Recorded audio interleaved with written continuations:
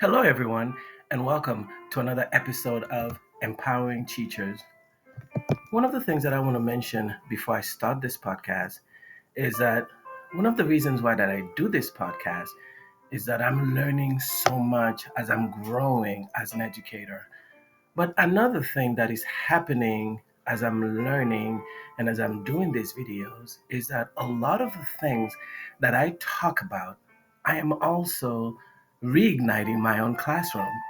So, all of these things that I'm learning, I'm also using daily in my classroom. And one of the beauty about education is that it gives us an opportunity to reset.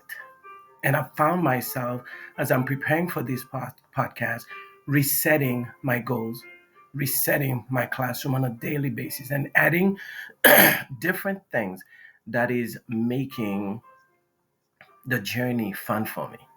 So I wanted to share that with you, that all of these things that I talk about, I am applying and using them in my classroom. So, welcome educators to another episode of Ignite Empowering Teachers, where we are illuminating the path of educational excellence. Today, we're diving deep into the fascinating world of brain development in our tiniest learners.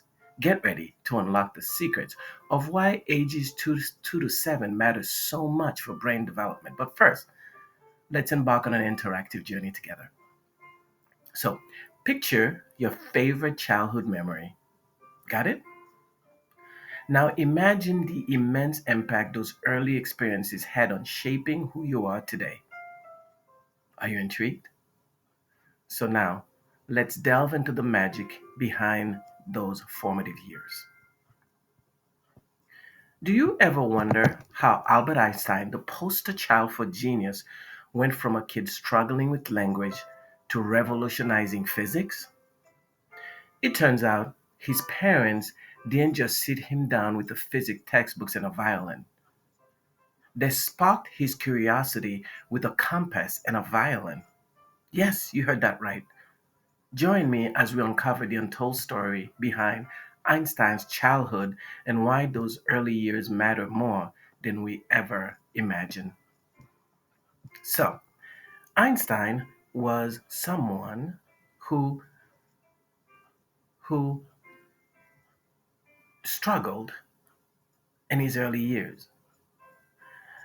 But you also have to understand that his parents understood that and they did not give up on him. Okay?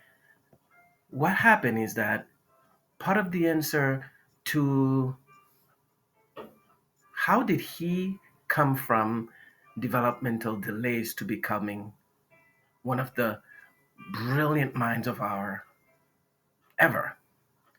Part of the answer to that question is symbolized in two gifts that Einstein received from each of his parents when he was 5 years old.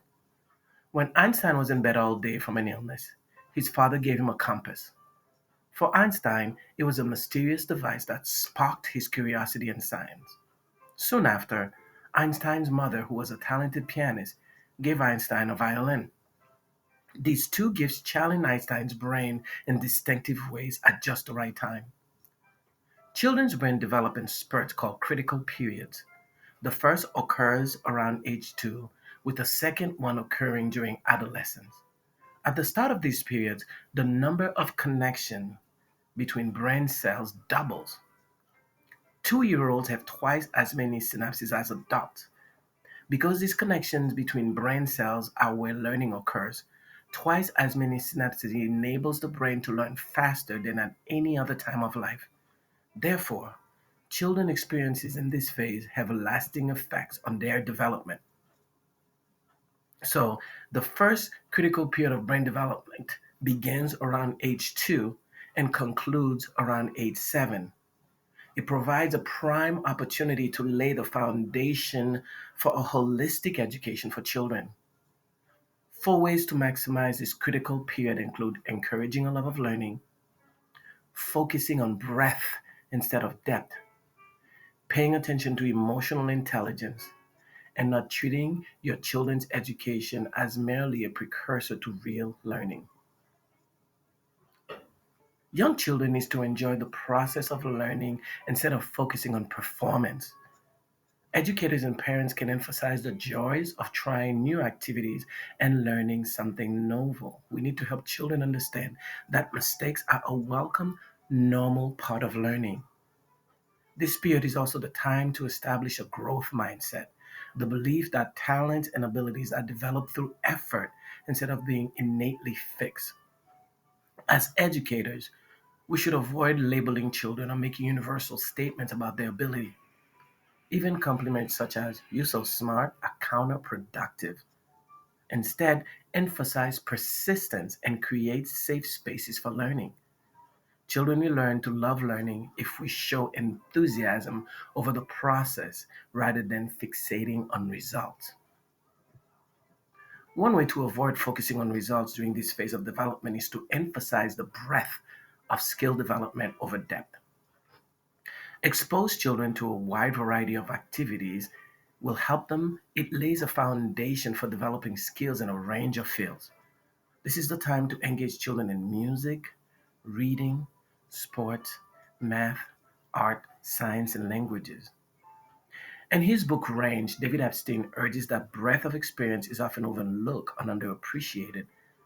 Focusing on excellence in a single activity may be appropriate at some point in life, but the people who thrive in our rapidly changing world are those who first learn how to draw from multiple fields and think creatively and abstractly.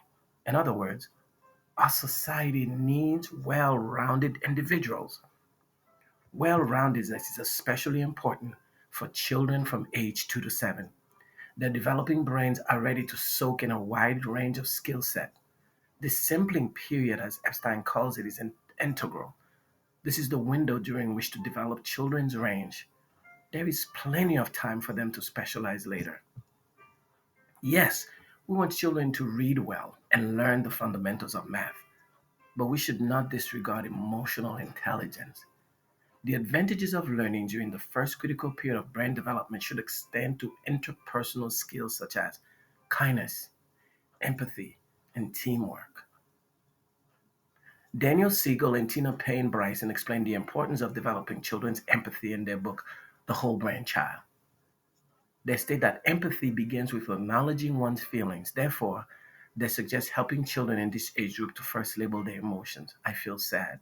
And then tell the story about what made them feel that way.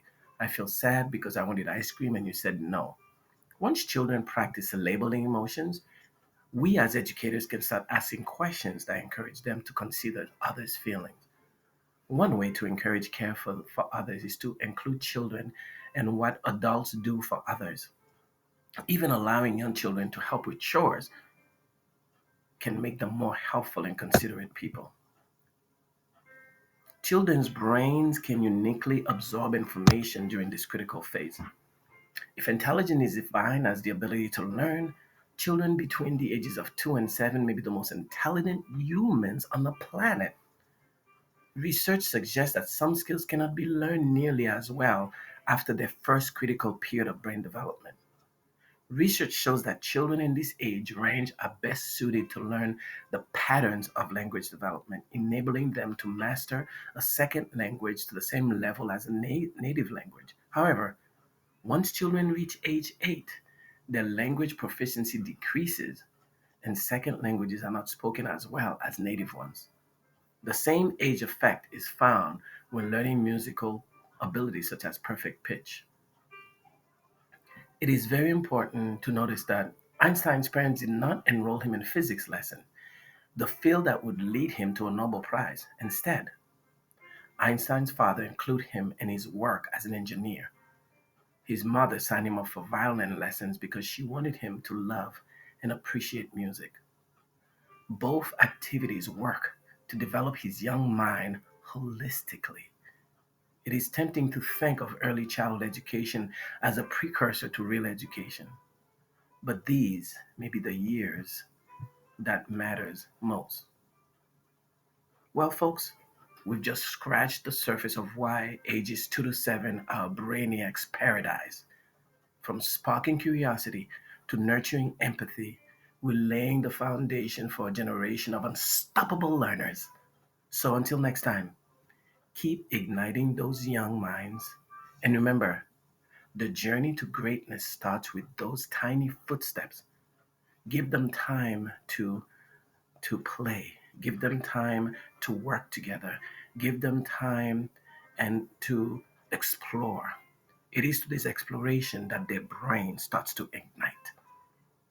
So thank you for listening and continue to be the amazing educators that you are. And remember, you make a difference every day. Take good care of yourself and continue to ignite flame of learning. Have a wonderful week. And thank you for listening.